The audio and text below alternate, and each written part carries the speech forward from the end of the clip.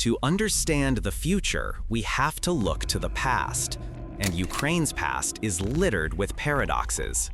When the Soviet Union collapsed, Ukraine inherited a truly staggering arsenal. We're talking about a massive cache of tactical missile systems, the infamous Elbrus, what NATO called the SS-1 Scud. These weren't toys. They had a range of 300 kilometers and, in their original form, carried tactical nuclear warheads. Ukraine had hundreds of these R-17 missiles. They had a strategic, deep strike capability that few nations in the world could boast. But then came the Great Disarmament. As part of a deal to give up its nuclear weapons, Ukraine handed over all of its nuclear payloads to Russia by 1992. But here's the critical point.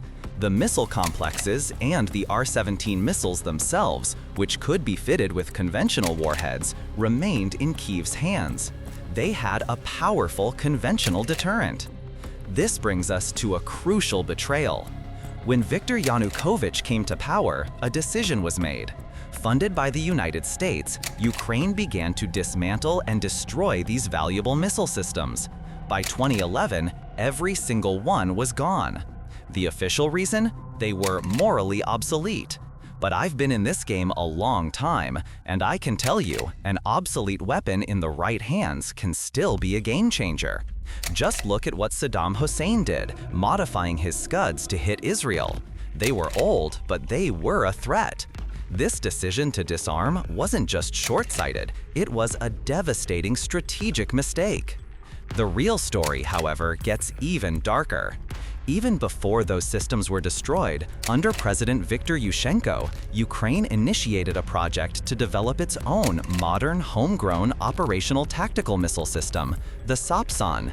It was a multi-billion-dollar project meant to replace the old Soviet hardware.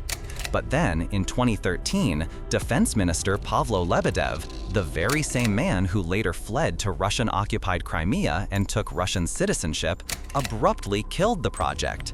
His official explanation was that the company had wasted funds and failed to deliver. But as subsequent events would prove, that was a lie. Lebedev's actions were not incompetence, they were deliberate sabotage. Moscow had an agent of influence at the highest levels of the Ukrainian government, and cutting the Sapsan program was a top strategic priority for the Kremlin. They knew, even back then, that a Ukraine with its own long-range strike capability would be a far more difficult opponent. Lebedev was working to make sure that day would never come. But here is where the story takes a fascinating turn. While these political actors were trying to sabotage Ukraine from within, the spirit of innovation was not dead. Fast forward to 2016, and the Sapsan project, despite being mothballed, found an unexpected lifeline. A new interested party emerged from the Middle East, Saudi Arabia. They saw the potential of this system and were willing to invest.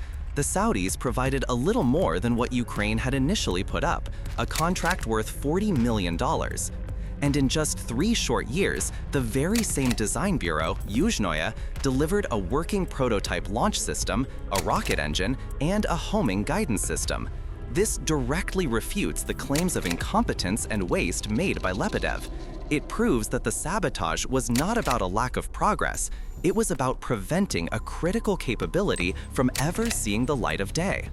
This revival is a game changer because of what the Sapsan actually is. We're not talking about a simple rocket here. This is a quasi-ballistic missile. What does that mean? Unlike a conventional ballistic missile that follows a predictable parabolic arc, the Sapsan can maneuver in flight, making it an incredibly difficult target for enemy air defense systems. We've already seen this principle in action with the Ukrainian use of ATACMS missiles against Russian S-400 batteries in Crimea. Those S-400s, some of the most advanced air defense systems in the world, had limited success intercepting the maneuverable ATACMS. The Sapsan is built with the same kind of evasive capability in mind, making it a nightmare for Russian air defense. But the technical prowess doesn't stop there. The missile is designed to carry a massive 500-kilogram warhead over a distance of up to 480 kilometers. To put that in perspective, the much-vaunted drones we've been talking about, like the Beaver, carry a warhead of around 30 kilograms. That's a payload difference of more than a factor of 16. That kind of destructive power isn't for hitting a random vehicle, it's for striking hardened, strategic targets deep inside enemy territory. Targets like critical infrastructure, command centers, and, most importantly, the vital arteries of the Russian economy. The Sapsan is not just a weapon, it is a strategic tool designed to change the very nature of this war by bringing the fight to the enemy's economic heartland. Now, let's talk about the true strategic value of the Sapsan. It's not just about hitting a target, it's about hitting the right target. Ukrainian drones have been incredibly effective at striking Russian oil refineries, NPP, causing significant damage and disrupting production. But there's a limit to what a small drone can do. Its roughly 30-kilogram warhead is designed for surgical strikes on vulnerable infrastructure, not for obliterating major industrial complexes. The Sapsan fundamentally changes this equation. With a massive 500-kilogram warhead, it's a tool designed for a completely different kind of fight. This is a payload of true destructive power. While drones can target a refinery's distillation columns, a Sapsan could strike something far more critical: the oil pumping stations, NPS, that are the lifeblood of Russia's export network. These stations maintain the pressure in the pipelines, ensuring a constant flow of oil and petroleum products to Russia's key ports on the Baltic and Black Seas. Imagine this: Russia's entire oil export system is a complex web of arteries. The pumping stations are the heartbeats. If you disrupt a heartbeat, the entire system grinds to a halt. While hitting a refinery reduces production, hitting a pumping station could stop the flow of products entirely. Russia's railways, already at capacity, simply cannot handle the volume of oil that is transported by these pipelines. Taking out just a handful of these crucial stations, like the ones at Ryazan or Kushchevskaya, would have a ripple effect that would cripple Russia's ability to export fuel. This is the essence of economic asymmetry in modern warfare, using a relatively small mobile weapon system to inflict maximum pain on a massive, slow-moving industrial machine. The Sapsan isn't just about destroying, it's about suffocating the enemy's economic lifeline. The genius of the Sapsan isn't just in its technical specs, it's in its ability to translate military strikes into political and economic pressure. It's not about inflicting tactical defeat, it's about making the war unbearable for the people who matter most in Russia, the elites and the civilian population who have been largely shielded from the conflict. Up until now, the war has felt distant for many Russians. Putin has successfully insulated his core power base and the public in cities like Moscow and St. Petersburg from the true costs of the conflict. The drone strikes on oil refineries were a nuisance, an inconvenience that made fuel prices rise and forced companies to slow down production. But a logistical collapse is a different beast entirely. If a Sapsan strike were to take out a key oil pumping station, as we discussed, the entire pipeline network would effectively grind to a halt. Russia couldn't just redirect its exports. The sheer volume of oil and refined products that flow through those pipelines is impossible to replicate with rail transport. The railway system is already burdened by sanctions and rerouted trade to the east. A single successful strike on a critical pumping station would create a ripple effect, choking off the flow of tens of billions of dollars in export revenue. This isn't just an attack on an oil company, it's a direct assault on the state's primary source of income. This would force the Kremlin to choose between losing revenue and spending vast, precious resources to protect every mile of its pipeline and every single pumping station. This isn't a tactic of military conquest. It's a tool of strategic coercion.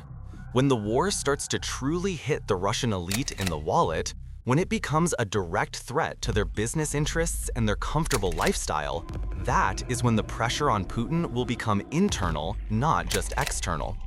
The Sapsan missile is designed to do what sanctions have struggled to achieve: to make the war so financially painful for the people who sustain the regime that they begin to question its very purpose. It is a weapon that could turn public indifference into discontent and elite loyalty into dissent.